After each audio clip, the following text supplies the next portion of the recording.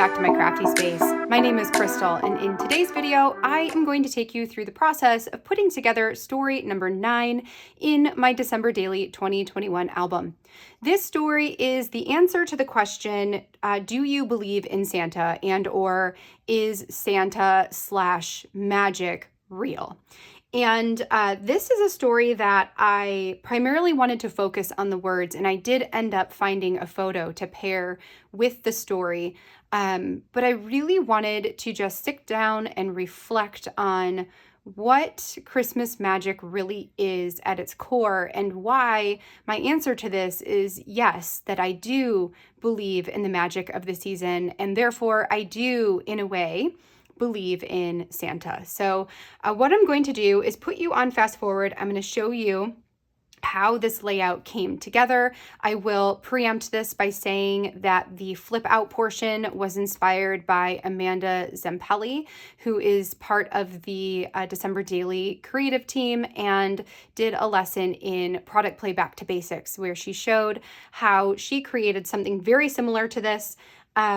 But hers was using a red number and pom-pom balls and like all this fabulous stuff. So if you have not checked out her lesson, I highly recommend checking that out.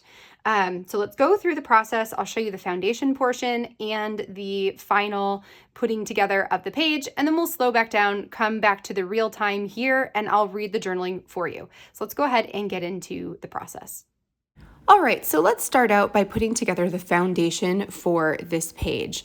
Now, when I watched the lesson from Amanda Zempelli, I knew that this was something that I wanted to do. And a lot of times when I am working through figuring out page designs for my different layouts, I start with the story and then figure out which lessons, which page ideas or concepts that either I have myself or that I would like to scrap lift from another person, what's going to fit with the story that I want to tell. And this one seemed like it would be a really great way to add a page with a lot of writing, since I knew this story was going to have a lot of writing that would go with it.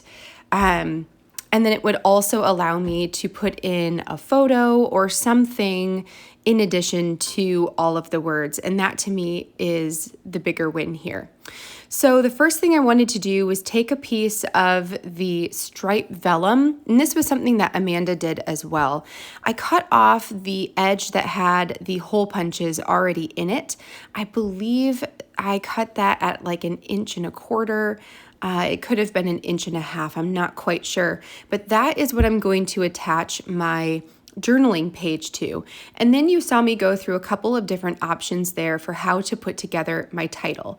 So I have the Ali Edwards Magic stamp, which is currently available in the shop. And then I also have the acrylic word magic from Colorcast Designs. So I'm debating between those two. And then I also pulled out some of the older pieces I have in my stash, like the I guess just the one older piece that says December. It's a white painted wood veneer that was from the 2020 December Stories by the Month kit. And then I've got a couple of wood veneer from Colorcast, and then the Santa wood veneer from Ali Edwards. Once I sort of figured out how I wanted that to look on the page, next I wanted to put together my number. I don't have the red numbers. I actually do have the red numbers now because I was gifted them by a friend, but I didn't have the red numbers at the time when I was making this layout. So I pulled out the number 9 from my 2020 felt numbers. They were the white with gold stitching around the outside. And then I just pulled a few different embellishments out that I could add on top of that number 9. The pine sprig there was from crepe paper from last year, and they didn't make it again this year. I'm so bummed because I love having the little bits of greenery in the album. And then I also put on this dimensional candy cane embellishment, which came from the dollar spot at Target. They had like little baggies of just these tiny things. Like there's a truck with a tree in it. There is the candy canes. They had like iridescent snow, and I had picked up a couple of those different things to try out in putting in my album. I love the little red candy cane though. I think it was the perfect pop of red for this layout. I went ahead and stitched that onto the white felt number using a green embroidery floss. And then I'm just debating if I want to add some of these smaller wood veneer phrases in that cluster as well. I decided to cut off the portion of this piece. The word there says magic. I cut off the rest of that so I could just tuck the one word in there and then have a little bit of the wood in the numbers section here as well, since there's going to be a lot of the wood veneer on the underneath of this page. I felt like that would help to make this look kind of continuous, right? And then also I loved having the word magic there, since that's really what this whole layout is going to be about. Then I need to go ahead and attach my number onto my pattern paper. I chose to use the watercolor green paper with the grid lines that came from the add-on paper pack. I believe Amanda used the exact same paper. I'm pretty sure she did. I played with a couple of different patterns, but ultimately I really liked the way that this one looked the best. I'm going to use red line tape in order to connect the felt number onto the pattern paper, just to give it the strongest hold I possibly can. And then I'm going to line a little bit of this up so I can see what it's going to look like when we get it all on here. I'm still just debating between, do I stamp this or do I use the acrylic? The acrylic, I like the pop of red that it gives, but also it makes it a lot more dimensional. And yes, the wood veneer has dimension as well, but the acrylic piece is even taller. Once I get everything set on here and just kind of debate between the two, I'm ultimately going to choose to go with the stamp instead. And I think part of that is because, you know, it's not as tall, and then part of that is because I like the idea of having something really bold and black in my title up at the top. The last thing I'm going to do to create this as a foundation page is to add a hinge to the edge of my flip out. So this is going to make it a little bit easier when we get into the actual day. All I have to do is attach it onto the back of my journaling and add my photo on top. So this is me showing you that if you fold a piece of copy paper in half, you're going to add the adhesive to the folded section where the fold is going to be towards the edge or towards the side that you want this to flip out from. So here is where that's going to just stay. I'm going to go ahead and write down on the flap there that I want to add a photo. And then to help me later, I'm also going to write down the dimensions of that space, which is 4 1/4 by 8 1/4.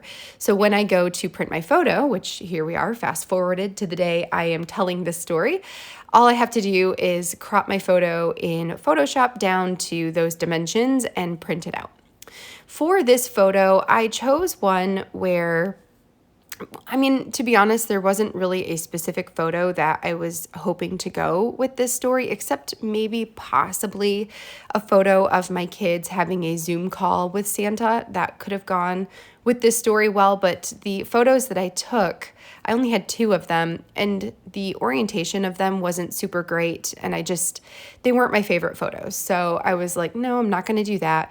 Instead, I chose this picture from when we were eating breakfast, and the kids were just like, they were eating together and then they were cracking each other up and just laughing, and it was really cute.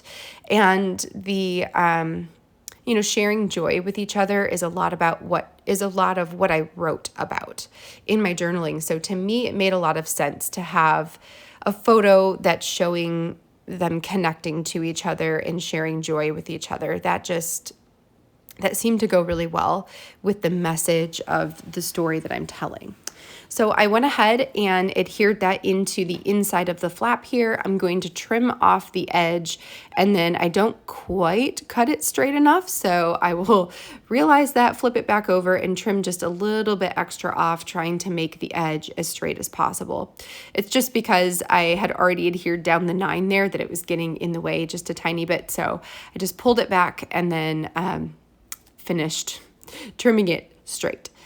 Then I've got my essay here that I'm going to add into this story. And this was a story that, and I've said this, I think, already, but this is a story that I really am glad to have had a designated time to sit down and write it. Like, this is something, my belief structure on, the answer to this question hasn't changed over the years. I've felt the way I have felt for a long time, but I haven't actually written this down.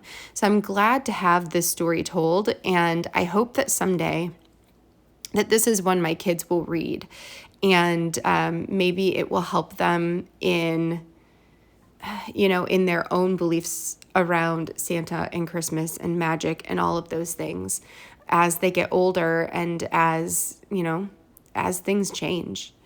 So here I am figuring out my cluster here at the top again. When I was doing the foundations for this layout, I did lay out all of the elements, so all the pieces of the title there, and figure out how tall that was going to be. So when I created my journaling, I knew to start it at a certain point so that I could fit all of the things I wanted to fit up at the top.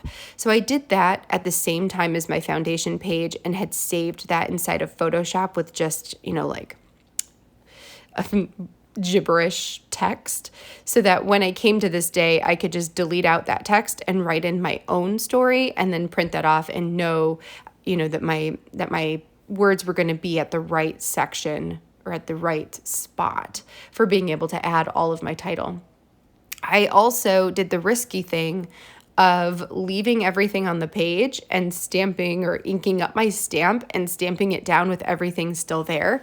The reason that's risky is because if any of those pieces were taller than the stamp itself, it could have moved and smudged, or the impression could have been not so great, but it worked out for me. I did stamp it down and then hold it there and shove my tweezers underneath the stamp block to get the wood veneer pieces out, and then I could press even harder on my stamp to make sure that my impression was good. And it works out. Like, this doesn't always work out, and it worked out this time, so I got pretty lucky. So I've got the word magic there stamped in black. I used my archival black ink from Close to My Heart.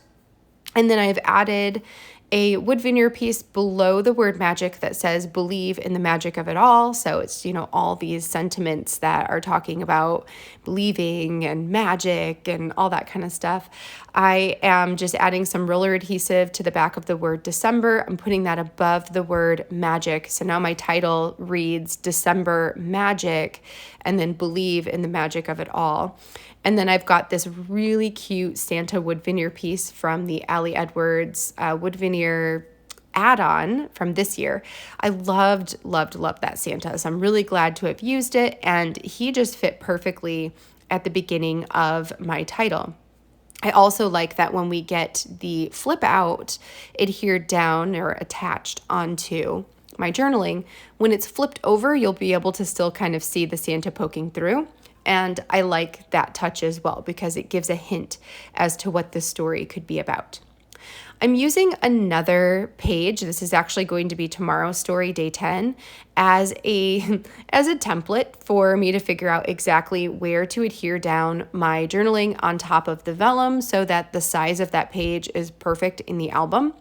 So that's what you saw me do there. I'm just using roller adhesive to attach everything together.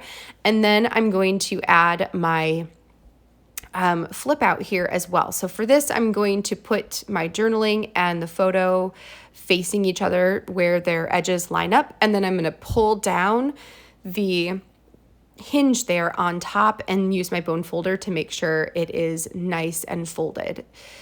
And then the last thing I decided I wanted to do was to add some kind of embellishment onto this photo of my kids.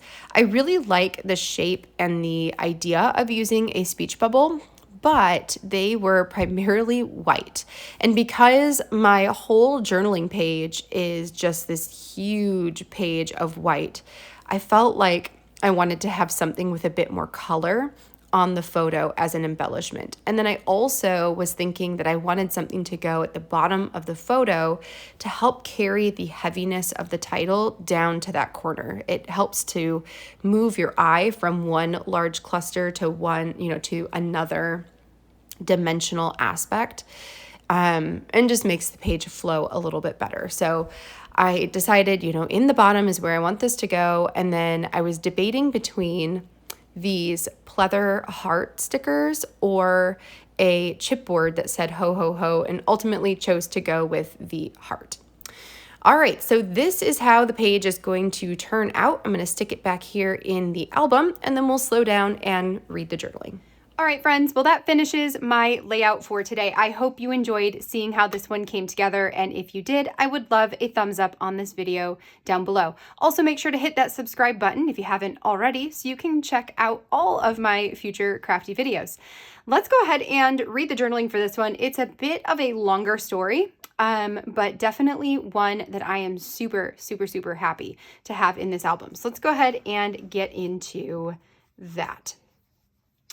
As a child, there was no other time of the year that held more magic in its every fiber than the Christmas season.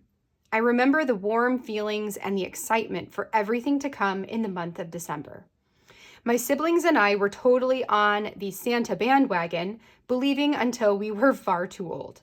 The thing is, I think we knew what was happening each Christmas pretty early on, but stubbornly held on to our beliefs. We were terrified that if we let this go, then there would go the rest of the magic of this season too. My parents didn't push us or shame us for believing longer than most kids our age.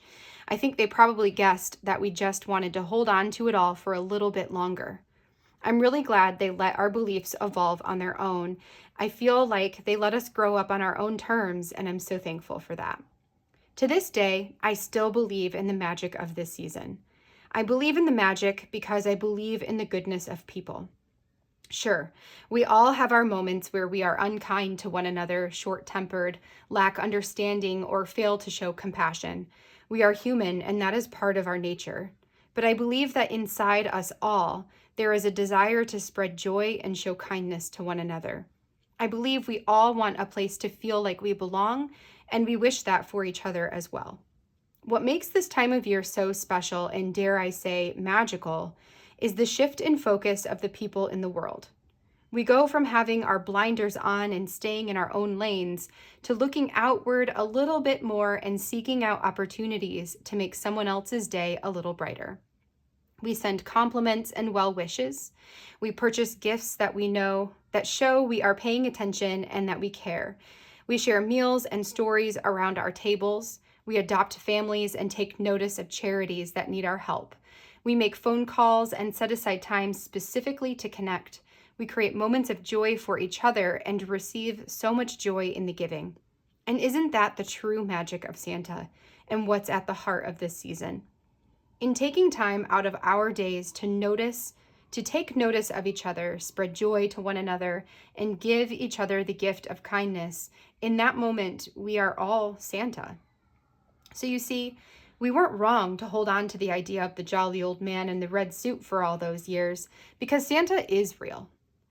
Santa is you and me. Santa is the goodness in all of us. Knowing that in my core, I can proudly say, I still believe.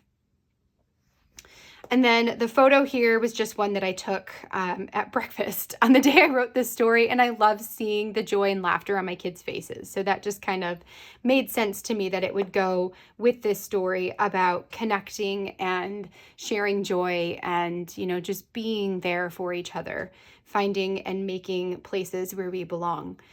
I don't know, this one is a special one, I think. This is a special story for me, and I'm really glad to have it in here. And I'm glad and hopeful that one day when my kids are a bit older and questioning all the things, that they'll be able to read this and have kind of a similar epiphany that magic is something that we make, and we make it by paying attention and loving on other people.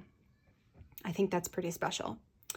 All right, friends. Well, that is going to be it for me for today. I'm going to be back again tomorrow with story number 10 in this album. So hopefully I'll see you back here then. Until then, I hope you have a fantastic rest of your day, and I'll catch you in the next video. Bye, friends.